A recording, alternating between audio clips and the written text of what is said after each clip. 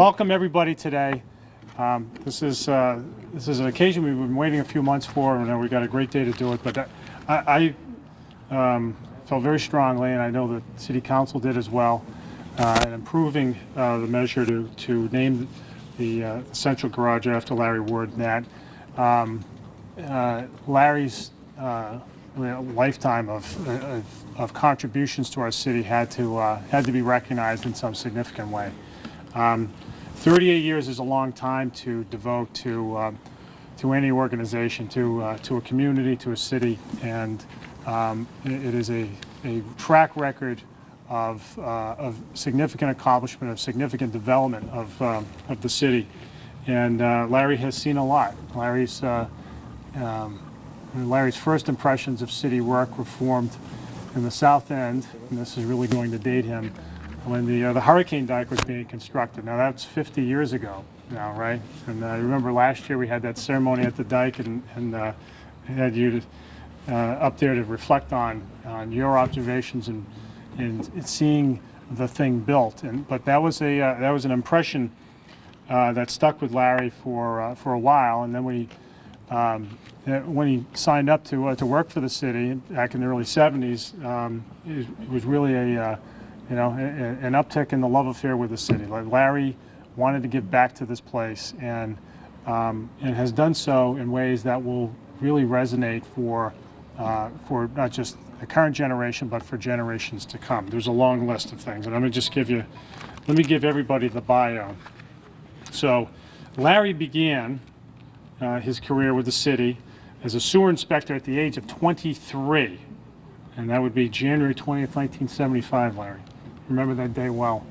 He worked as an assistant civil engineer after that. In 1990, he was appointed the commissioner of the Department of Public Works. In 2003, he became the commissioner of DPF, and in February of this year, he retired after 38 years. He's, as I said before, he's left his mark. He was involved in the construction of facilities and the maintenance of facilities that will literally be around for the next century. They include the wastewater treatment plant, the transfer station, the capping of Crapo Hill, the reconstruction of thousands of miles of city streets, the revitalization of the city's parks. He modernized the city's approach to snow removal. He developed a comprehensive snow manual that is still used today, and is something, and I can attest to this, that is given out to every new mayor. You handed this in before you swear the oath to office. This is the snow manual. It's wintertime. You better get up to speed in a hurry. So, Larry, I thank you for that. You kept me out of trouble early on in my administration. He spearheaded the cleanups after many blizzards as well as hurricanes, Hurricane Bob, Irene, and Sandy. Here we saw the maintenance of more than 400 city-owned vehicles and equipment that were used by various city departments, and many are represented here today. Chief Gomes is here, Parks and Recreation here, the police department. So many of our components of city government relied on the good work of DPF under Larry's leadership. And then there's the zoo, of course, and so much of the work that's been done at the zoo. Folks like John Perry, Kenny Blanchard, so many of the guys who are here today have been a big part of it, a big part of the team. And I will say this, and this really bears emphasis: we really appreciate everything that you guys do.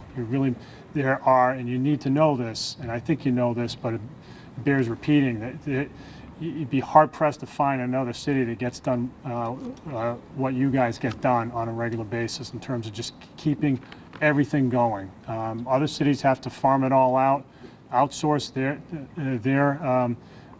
vehicle maintenance, and outsource all their construction work and all the other maintenance, the facilities maintenance that you guys do, and it doesn't work as well. It just doesn't. And that you guys can keep everything going is a real testament to your hard work and the kind of community we have. So we're very proud of everything that you've done, and Larry played such a huge part of it in it over a long period of time.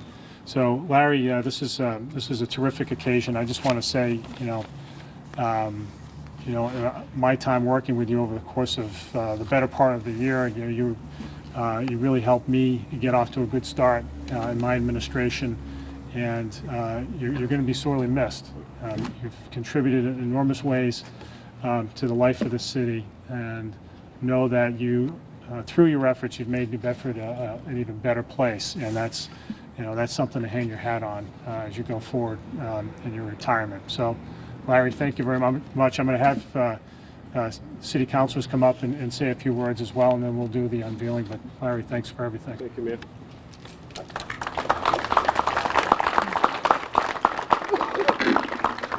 Good afternoon. Well, it's an honor to be here today and see kind of the end of an era, and it's a new beginning in a way when we have a new name on the garage. But, you know, City Yard and Liberty Street isn't the same without Larry Wroden wandering around. I think everybody knows that. I've been around for a while now and seen people come and go, and there's been some icons that have left this department, Joe Perry, Joe Ponce, but Larry, through it all, always held it together and always got stuff done, no matter what it was you needed, no matter what a constituent asked for, he found ways to get things done. And I swear, even though your name's Worden, you must be Portuguese somewhere, because you always find a way to do things without any money. You always get stuff done without going over budget, you know, and getting things done. And we worked on things like Allen Street together and Union Street, the reconstruction of those big projects that went down. And I was always proud to work with you, Larry, and I thank you. Thank you, Jane.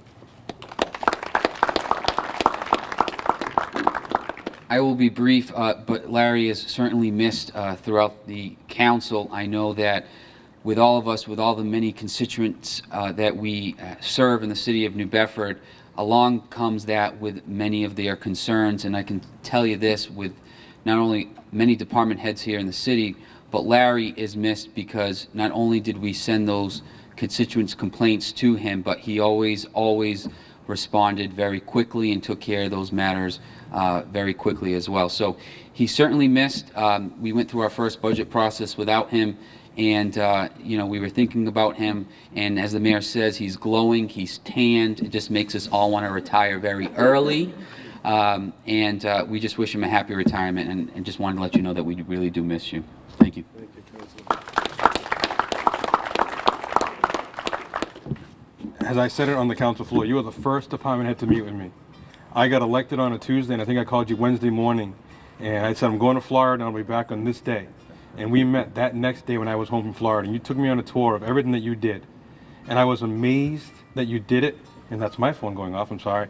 I was amazed that you were able to do it all, and as Councilor Gonzo says, on budget. And somehow, some way, if I'd call you, said, I'll get it done.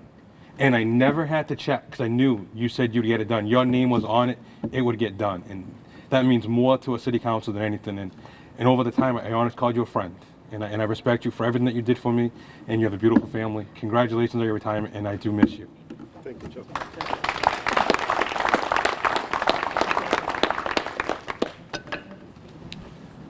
Well, as the freshman counselor, I must say that I've probably known Larry the longest.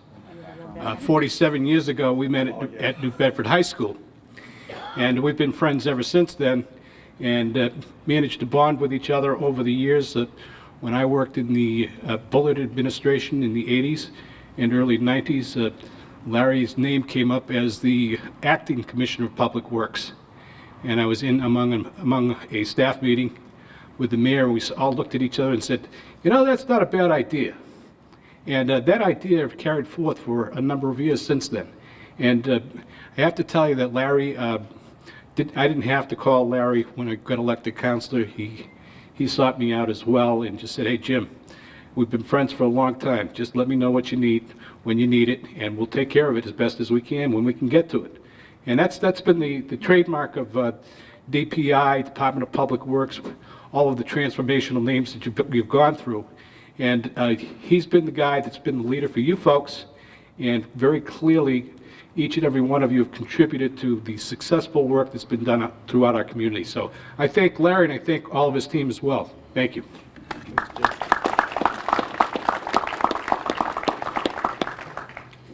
Next, I'd like to call up the man who is succeeded Larry as acting and now is the Commissioner of the newly formed DFFM, Ken Blanchard. Ken?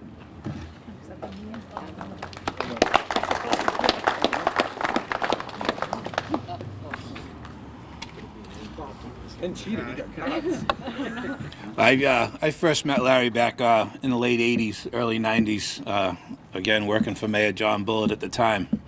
One day I was going through the budget and I noticed the size of Larry's budget compared to mine. I was the inspector of wires at the time, and I thought to myself, I should get to know him better.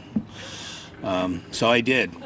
Through the years, and particularly when I came over to work for Larry, for the Department of Public Works, I came to realize how dedicated he was to his job, and more importantly to his family. His desire to perform his work and his passion for vehicles allowed him to maintain the city's fleet in good order with very little resources. This dedication today is a symbol of Larry's hard work and the respect that he's gained from all of us. Congratulations. Thanks.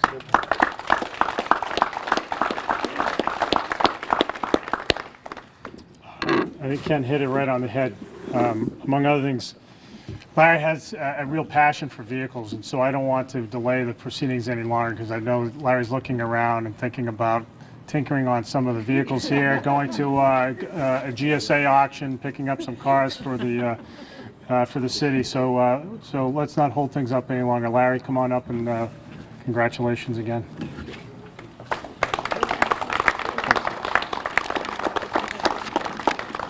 Thank you very much. I'd like to thank everybody that took time out of their schedule at the end of a workday to be here today. I see a lot of close friends and a lot of co-workers from over the years, and I really appreciate everyone's attendance today.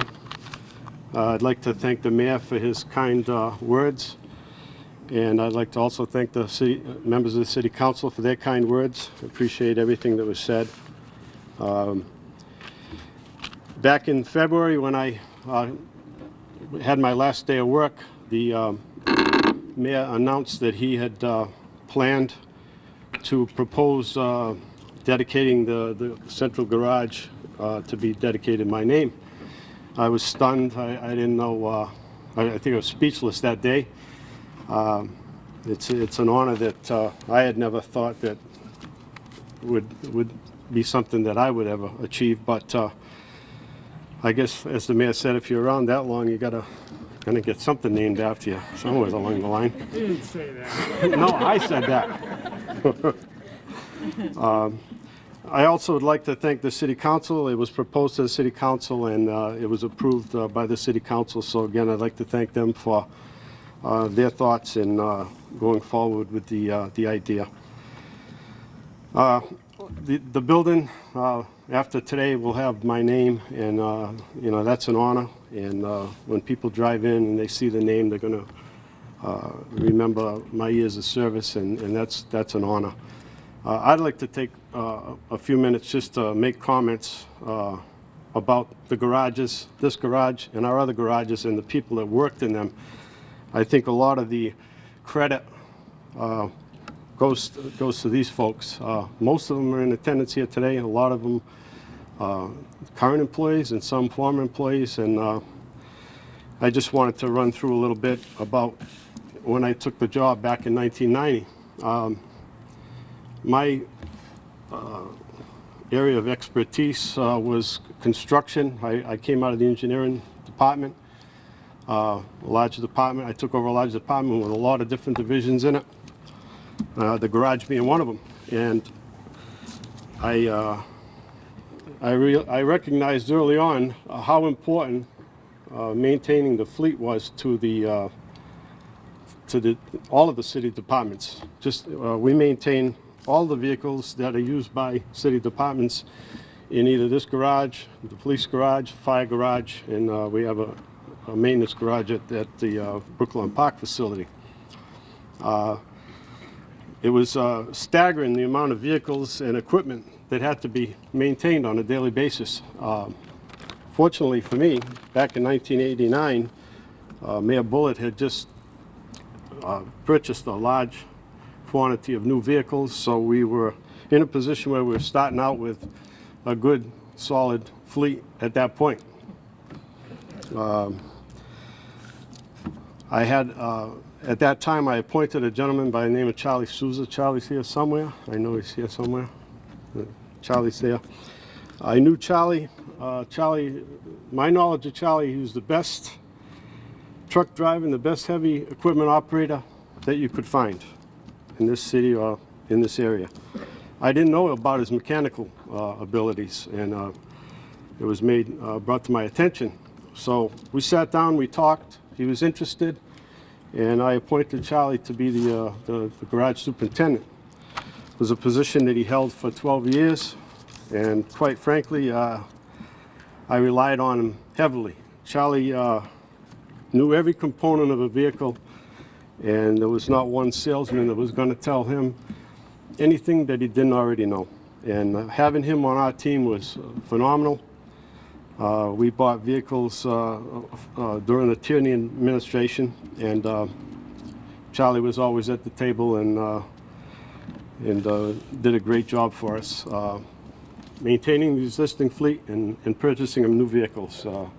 So thank you, Charlie, for all the work you did. He did that for 12 years, and somehow I think his name should be someplace on this building too.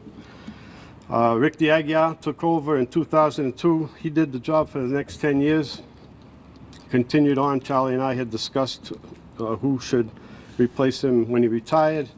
He suggested Rick, and Rick continued doing the day-to-day maintenance of the fleet, which by this time was starting to age, and the budgets were getting a little more lean every year, and we kind of moved into a salvage mode where we were constantly trying to keep the fleet going, because the work kept coming. You had to have the fleet going. So I thought we did a great job doing that for the next 10 years until I retired.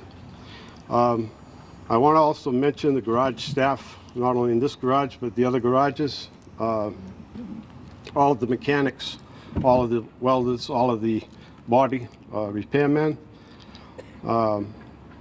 I had vendors coming into the city that dealt with us that said they didn't see things like that going on in other municipalities. So I was always proud of the fact that we kind of went over and above here in the garage. So thanks to the staff that works in this building on a daily basis. It's not an easy job, and it's a very demanding job, and they always did a great job for me. I also want to thank a couple of guys that I relied on a lot for advice as far as the equipment. Again, two great heavy equipment operators, two great truck drivers, CDL drivers, and also two great supervisors, Richie Carrier and Kevin Amaral. Oftentimes, myself, Charlie, Richie, Kevin would discuss the needs, and it was a good team, and everybody worked together, and I'd like to thank those guys for all of their input and their background and knowledge. I relied on that. I'd like to mention the vendors that we dealt with. We've had a lot of excellent vendors that we've dealt with successfully for the last 20 years. Charlie and I dealt with them, Rick and I dealt with them. Rainey Barrett at Mack, Clay Harrison at Freightliner, Wayne Eccleston at John Deere, Bob Fourquette at Big Wheels, Nick Cavadas at Donovan Bodies, the folks at Stanley Truck Bodies, Anderson GMC, and two companies that are no longer in business, Dyer Sales and J.J. Gregory, but they were always there for us. Any of these companies were dependable, honest. They knew what the city needed, and we could call them, and they were there the next day or later that day if we had an issue. And I'd also like to just thank a person who I had a chance meeting with during the Tierney administration. I was at a GSA auction, and I had a conversation with the supervisor. His name was Peter Sullivan. And we got into a conversation about the fact that the city was buying GSA vehicles at auction. He made me aware of a program that the city or towns could buy vehicles before auction through a program as a government agency. And I was always thankful for that brief conversation. He gave me his card. I called him later that week, and at last count, I think we've purchased well over 150 vehicles, probably closer to 200 by now in the last 20 years. So, chance meeting with Peter Sullivan. I'm thankful that I had that conversation that day, and the yard is full of vehicles that came from the GSA auction, and to my knowledge, they're still buying vehicles from the auction. I'd like to thank everyone again for being here. Again, when you see my name on the garage, always think of the staffs that worked in these buildings. They put in a hard day's work, often dangerous, and I want you to think of them as well as me. Thank you very much.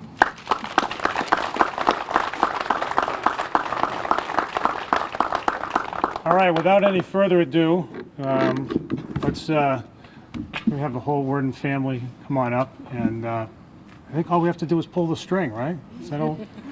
That's all it takes. Famous last words to what will be hereafter known as the Worden Garage. All right, who wants to let it rip?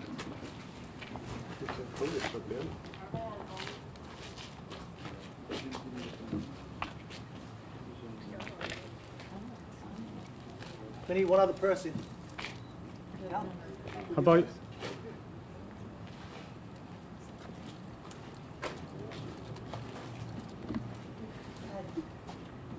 Hey, Al. Go ahead. One of you guys, come on. Go ahead, man. There you go. Go a little closer. Want to have your son do the other side?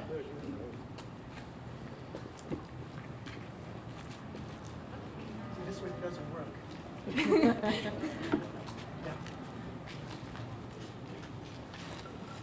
Yeah, there we go.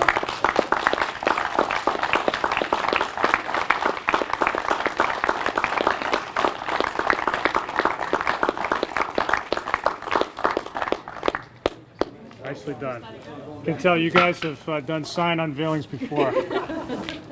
Really well done. All right, congratulations. Thank you very much. Thank you, everybody. There's John Perry. He was the guy that orchestrated that. Oh, John did, yeah. John, thank you very much. John Perry, Beautiful thank job. you very much. Appreciate that. Danny, thank you.